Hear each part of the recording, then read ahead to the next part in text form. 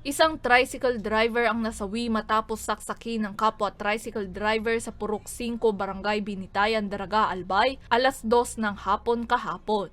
Kinilala ang biktima na si alias Boy, 30 anyos, habang ang suspect naman ay si alias Joe, 35 anyos, parehong residente ng Daraga. Ayon sa investigasyon ng Daraga Municipal Police Station, may susunduin umanong pasahero ang biktima nang bigla siyang saksakin ng suspect. Posible raw na sinundan ng suspect ang biktima. Mayroon umanong matagal na ang alitan ng dalawa dahil sa agawan ng pasahero. Dati na po silang nagkaroon ng pag-aaway and then after a day po, yun po, parang inabangan na po ni suspect yung ating biktima. Nagtamo si alias Boy ng dalawang saksak sa dibdib at idineklarang dead on arrival sa ospital. Nakatakas naman ang suspect ngunit kusang sumuko alas 3 kaninang madaling araw.